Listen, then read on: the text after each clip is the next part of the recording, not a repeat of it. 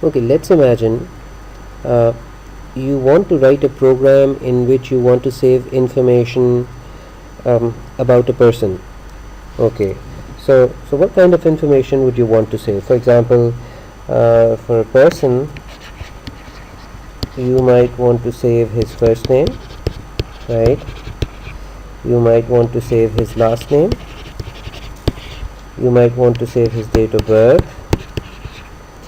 You might want to save his gender, right? And how about the address, right? So you might want to save the address, right, of the person. Um, so so far we've thought of these 5 attributes. We've thought of these 5 attributes. These 5 attributes that we want to save about one person. Maybe we can go one step further with this. Maybe we can declare a data type that's called person, so that we could do something like this. So that maybe we could have our own data type.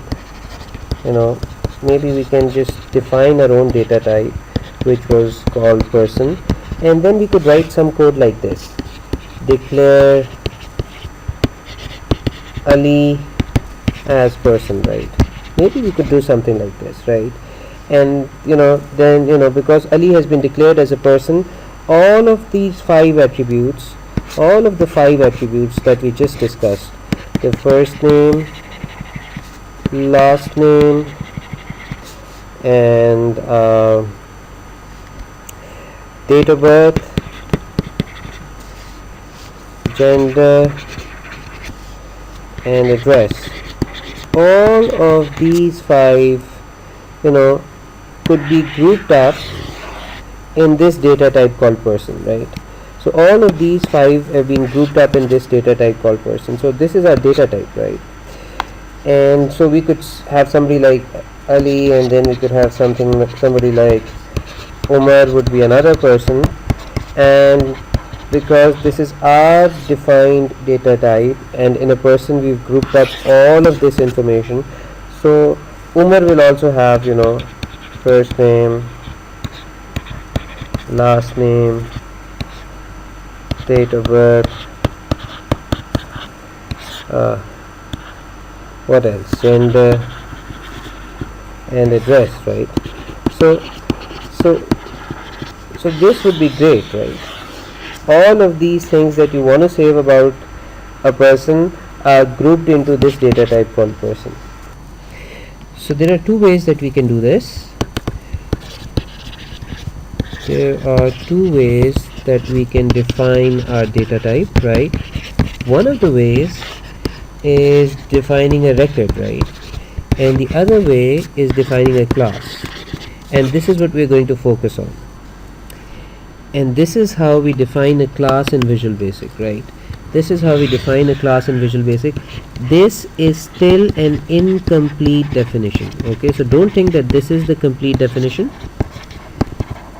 but this is an incomplete definition in Visual Basic as of now. There are a few things that you should note, okay? This is where our class is beginning, and this is where this class is ending. And all of the attributes, so these are our attributes, right? These are our attributes, okay? So in this data type we have all of these attributes, right?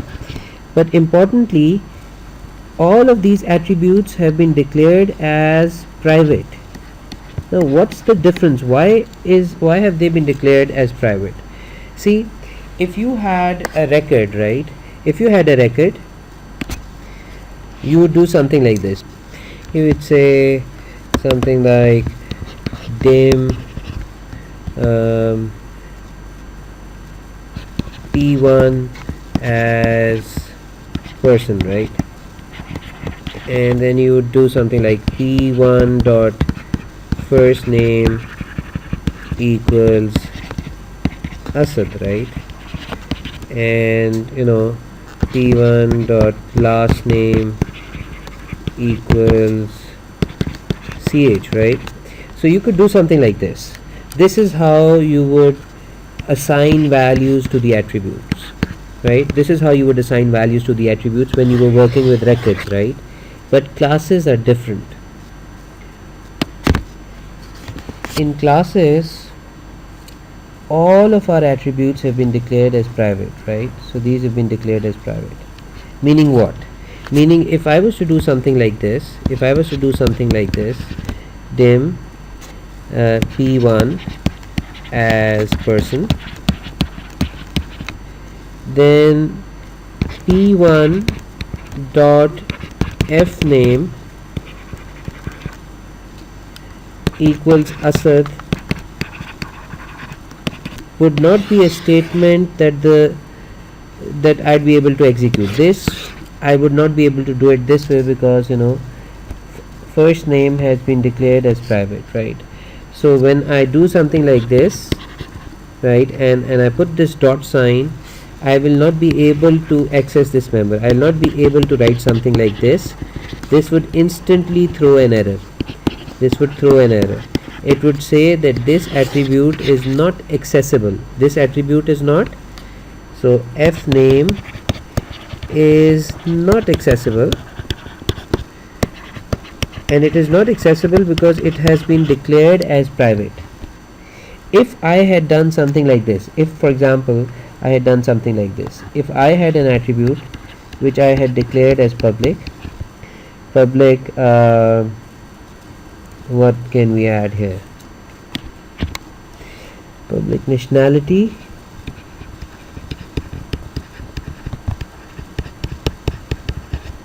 as string, right? So we've added another attribute, right? So this is a new attribute that we've added, and we have made this attribute public. So in our class, in our definitions, I have all of these attributes have been declared as private, but this one attribute that we just defined has been defined as public. Now it would be possible for me to do something like this. Now it would be possible for me to do something like dim p1 as person, and I could do something like p1 dot nationality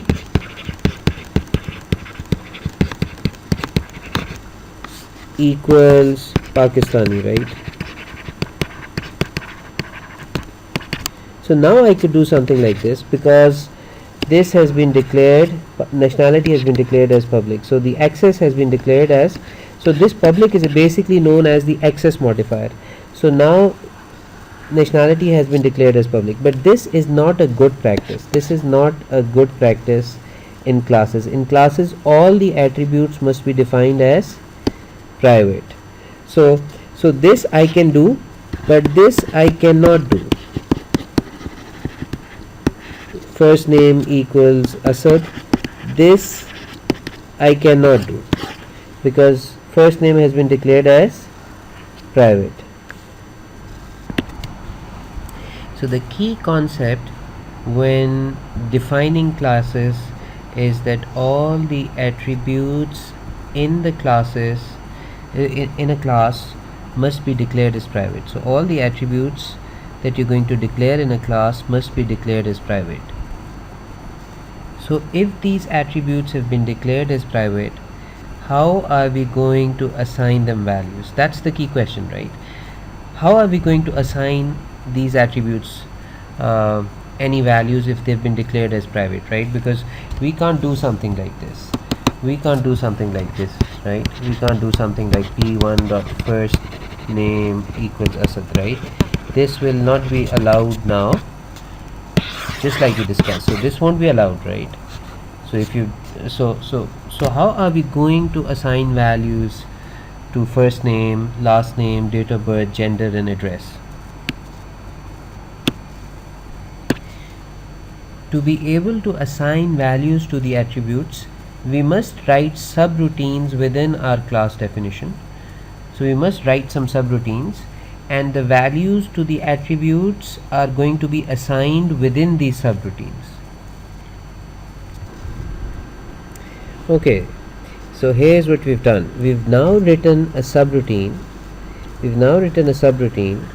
this small procedure that we've written, right, to assign a value to this attribute, right? So this is the identifier of our subroutine, and the identifier is set first name, right? So public set first name, and this is the parameter that's going to be passed into this procedure, right? And now we are setting first name equal to this parameter that's being passed, right? So what we can do now is, and notice that this subroutine we've declared as public, right? So this basically means what? If we do something like this, dim p1 as person,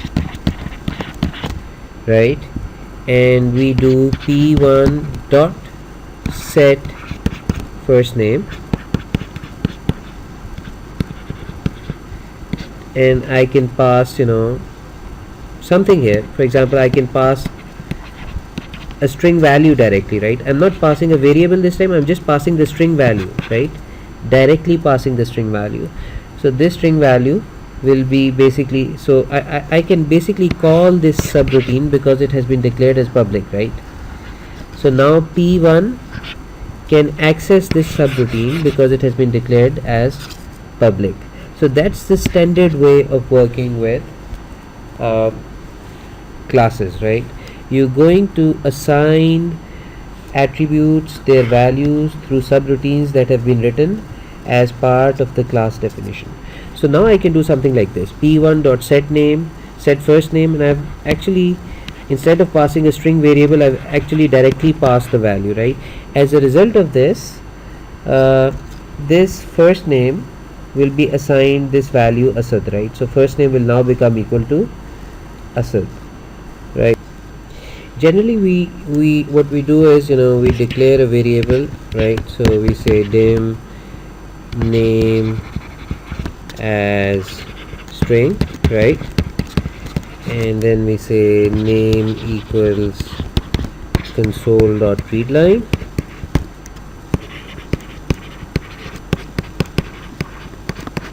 and then we do something like this: p1 dot set first name,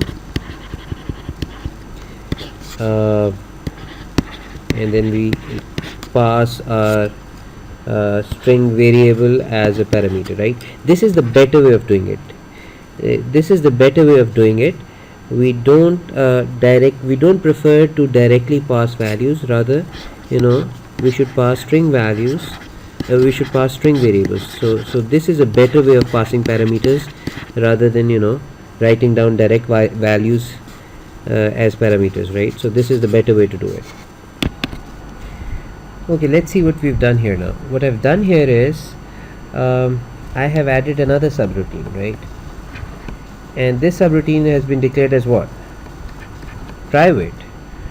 So in this subroutine we're trying to set the name, we're trying to set the last name, we're trying to assign a value to last name, right? So if I do something like this, dim p1 as person, right, and then I declare dim name 1 comma name 2 as string, right, as string, and then I can do something like name 1 equals console dot readline, and name 2 equals console dot readline.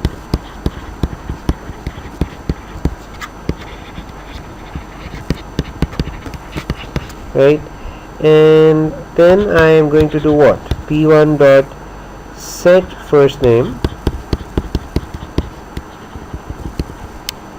going to pass name 1 as parameter in this, and then I'm going to do p1 dot set last name.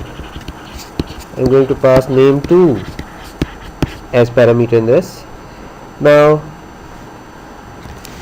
because set last name this subroutine has been declared as private, this will not be allowed. The subroutine has been declared as private, this will be allowed.